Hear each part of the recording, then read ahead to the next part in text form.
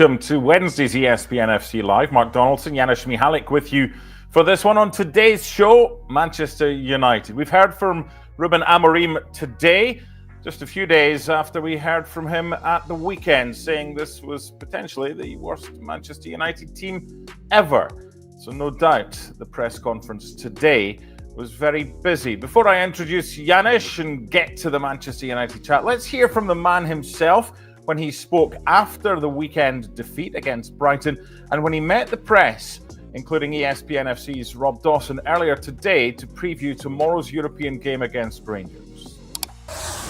We need to survive this moment because I'm not naive and I know that we need to survive now. So we are being the worst team maybe in history of Manchester United. First of all, I want to talk about that.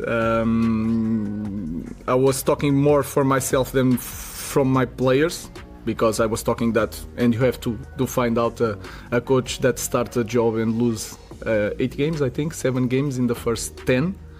So it's more for me. I was talking more about me than the players. I'm frustrated sometimes, and sometimes I should not say that in that terms, but it is what it is, and that's it. Sometimes it's really hard to hide the frustration in some moments. But the good thing is that I said the same things in a different way in the dressing room 5 minutes before. Hello, Janusz. Let's get down to business today. This isn't lost in translation. Ruben Amorim's English is very good. Is it possibly him trying to speak in his non-familiar tongue and just losing the context slightly, but giving the English journals some really good headlines? Yeah, it's a cry for help for himself and for the team. I think, no, I don't think that is lost in translation. I can understand the frustration. I'd worry a little bit. And of course, I think that Ruben Amorim should be there and deserves the right to have his own team. I don't know how long that's going to take, and I don't know how much time he's going to get because this is Manchester United. The fact of the matter is that this Manchester United has stopped reacting to every coach they've had. Maybe Ruud van Nistelrooy for those couple of games where they played. They seem like they had fun, but even with Ruben Amorim, I mean, you look at the sample right now. I don't know if it's enough, but it's plenty, and they're not listening to him. And part of that, I suppose, is because they're individually, most of them are poor players. He knew that getting in, but I think realization. It's funny, Mark, right? I mean, you think you know, but until you get there, you truly don't know. So it's interesting for him, but I don't think we can let him off the hook just that easily to look for, is it lost in translation or what it may be. I mean, this is as poor as it gets. Can Manchester United be fixed in a quick way with Ruben Amorim, or how do you fix them? I don't see how. This is the team that I wouldn't trust, right? And this is probably the biggest problem. Forget the transfer market. We'll get to that to the second. Obviously getting the players that fit your system and fit the way you like them in terms of players and characters and all of that. But when you have a team that chooses when they can play, right? It can't be trusted. It's not a proper team. That's the problem right now. That's because we've seen reactions against Liverpool, against Arsenal, and yet we've seen what they do at Old Trafford. You were telling me, and I'll let you do that with all the games at Old Trafford. They lose the first goal against some poor teams. That tells you everything, and that's why I think, Mark. Is it fixable? Everything's fixable. It is Manchester United, but I think this is going to take a long, long time. Yeah, I'm glad you picked that up, because something else Amorim said this morning was that the players are struggling at Old Trafford specifically. And what I said to you off air is this, that United have conceded the first goal in their last 5 games at Old Trafford. Now, with that, you think, okay, fine. You've spoken about how they've played well against Liverpool and Arsenal. But here are the 5 teams that they've conceded first against at Old Trafford: Nottingham Forest, Bournemouth, Newcastle, Southampton, and Brighton. So why are they as bad as they are right now? And why are they struggling at Old Trafford especially? And that is the words of Ruben Amorim. Lack of mentality, lack of character. What was the struggle? You want to play against your own supporters. Remember how teams usually reacted when Manchester United were great, when they were coming. Of course, players put that pressure. When you have a good team, the opposition comes in probably thinking that you're going to lose. But are you telling me for the likes of Bournemouth and some of the other teams, it's easy to go away anywhere in the Premier League and play, and play freely? No, it isn't. I think they sense it. They know that the quality is not there, but most importantly, that there isn't a mentality or character in these players. As I've said, the worst possible team is the sort of team that chooses when they want to play, and even then, it's not like they're a great team, but they obviously, I mean, if I'm Amorim, I'm thinking after all this time, says these players, not only are they not good enough, but they don't even want to listen. I mean, are they intelligent enough to say, okay, this is the way, this is how we're going to have to move on? So yeah, that would be a big worry for me, because that's I don't care how good of a coach you are, how good of a communicator you are, and from everything that we know, he's an excellent communicator. He can make fun of himself a little bit as well. I think I like his predisposition. When you even listen to him in comparison to Erik ten Hag. But if you look at the results and the way they play, is it any different? Is it any better than that of Ten Hag? So that's a little bit of a worry, although I still have full trust in Amorim that ultimately, he'll get that team better, but only, Mark, if he becomes more flexible. Are the players too soft? Well, yeah, I'm entirely too soft. I mean, softness is a funny thing. You're hard and you're sure of yourself when you know you have the quality. But when you look around and you look at for leaders, I mean, I suspect there's 2 or 3 players that know. They probably say similar things that don't get out in the dressing room. But I just think when you're not good, you know it inside the dressing room, right? You look around and you know who you can count on, and you know the sort of quality they can bring. I would almost say, how many game changers are in that team? Because when you struggle, there's always that 1 or 2 or 3 players that you know that they can get you out of trouble.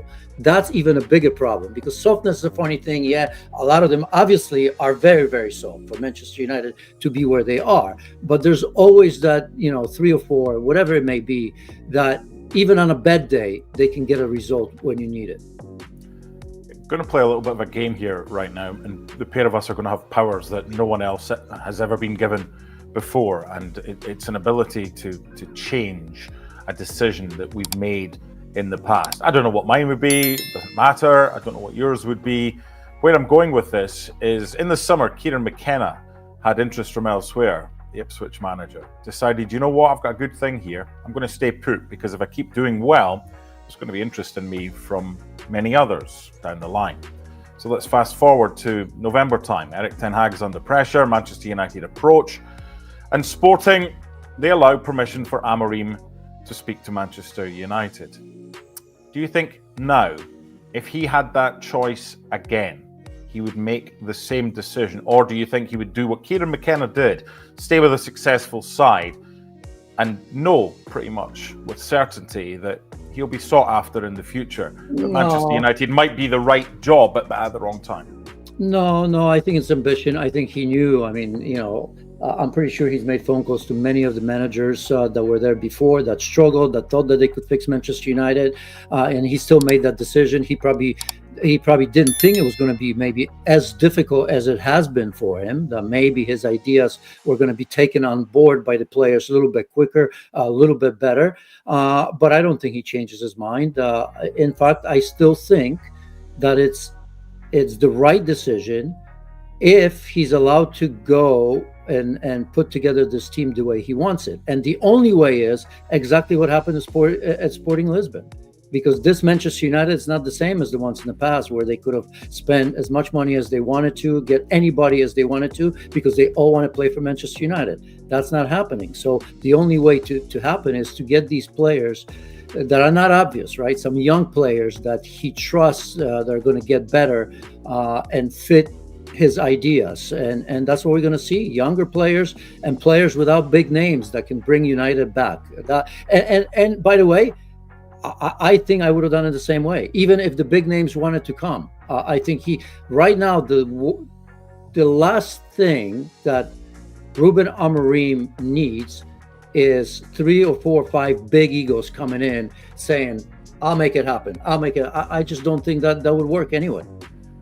But the youngsters that have come in have got a lot of talent, but you need someone who's going to help them. You need someone alongside them that's going to help them learn on the field. So what should Manchester United's recruitment strategy be? You've just said you don't want egos or too many of them coming into the football club. But on the other hand, you can't keep buying potential in the hope that 2 or 3 years from now, they will fulfill their potential. You want to buy someone right now who is at the top of their game. And if that means an ego, then so be it. Yeah, but not in a literal sense. Obviously, you need some experience around the team, and you have some of that. I mean, he's not going to be able to get rid of everybody, right? He knows by now who are the players that he wants in the trenches next to him, when it gets tough. So I think he understands that. And of course, if there's a leader, but it's got to be a special leader, a leader that maybe understands, what it means to win, an experienced player that comes in and understand how big of a mountain this is, right? Because if you're coming in thinking, well, we're going to be winning trophies, that's not going to happen right away. So you have to convince somebody that maybe in years to come, people and fans are going to remember, you, meaning the big name, coming in at a time that it wasn't so obvious that things are going to be easy. So, who those players are at this moment, even if you ask me, I have no answer for that.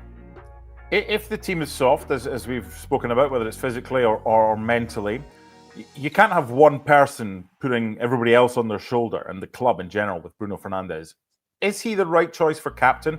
And if not, then who? At this stage, he's as good as any, although we if you listen to rumors, we've heard otherwise. I think, again, I'll repeat what I've said probably to you before. Yeah, when I look at his reaction sometimes, his body language and all of that, it's not always great, but maybe it's just that pure frustration that everybody feels. Just imagine being Bruno Fernandes, clearly their best player. I don't care what anybody says. A player that works his socks off just about every game that I watch him play, right? And that frustration is I was talking about crying for help. Yeah, give him somebody that he can trust, that he knows right away. Okay, this player knows, right? We all have had our say about body language, and Cristiano Ronaldo at Manchester United, second goal anywhere else. Bruno Fernandes. Mark, you and I have watched Portugal recently, haven't we? Yes. Live playing against Scotland and playing against Poland.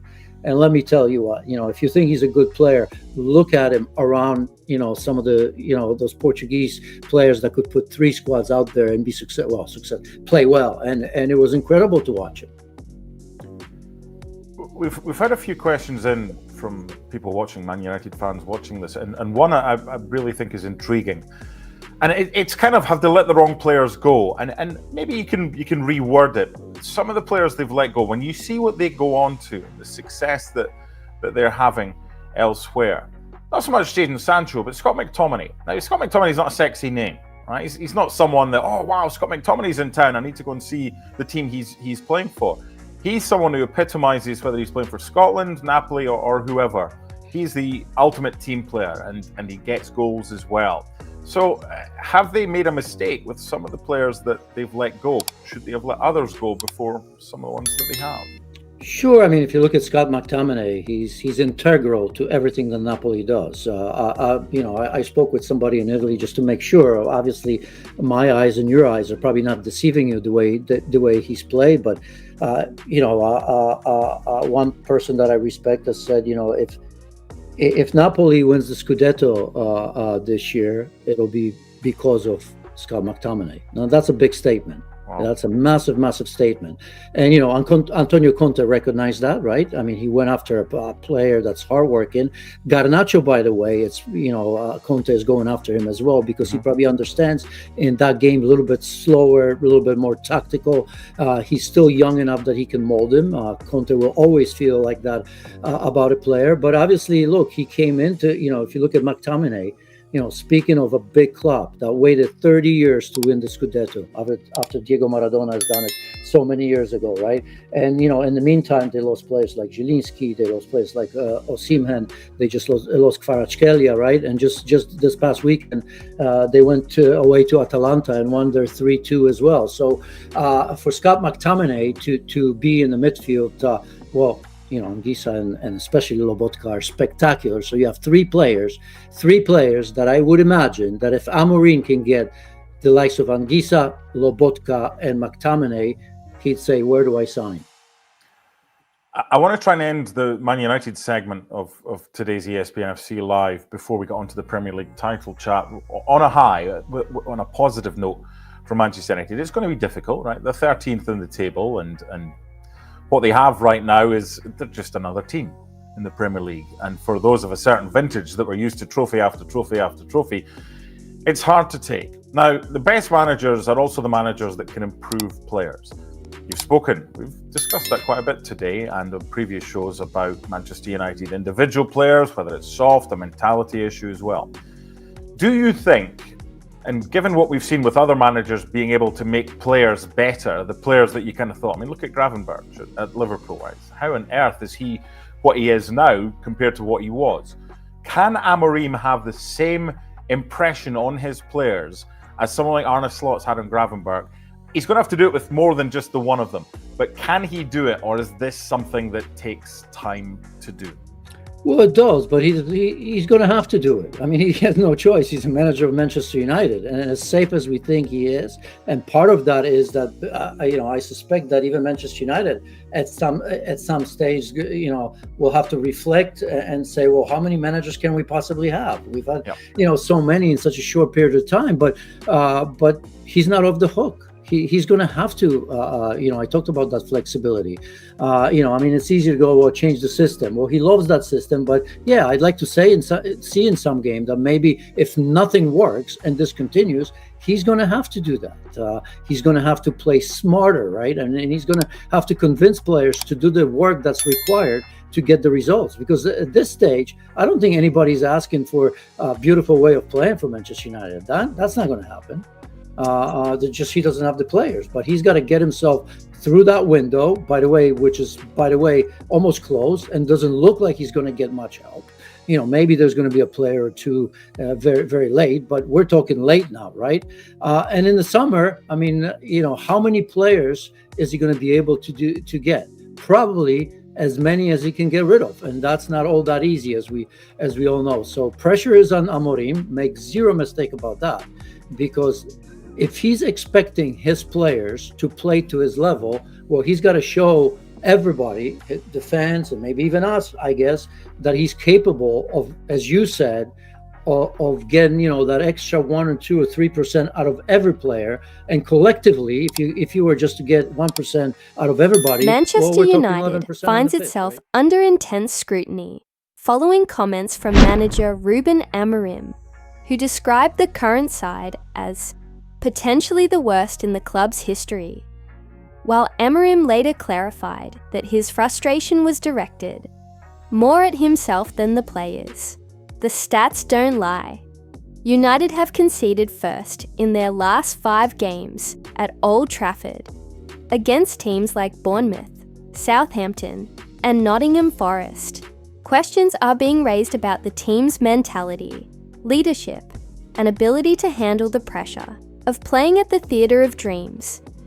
Critics argue that inconsistency in management and recruitment has left the squad without the resilience or identity needed to compete at the highest level. Despite the negativity, there's still hope. Manchester United's history and passionate fan base remind us that the club has survived tough times before. The challenge now is to rebuild under Amorim, who must inspire this squad, find the right balance between youth and experience, and address the team's soft mentality. Fans and pundits alike wonder if Bruno Fernandes is the right captain to guide United forward, and whether letting players like Scott McTominay leave was a mistake. One thing is clear: Manchester United's road to redemption will be long, But the journey is far from over.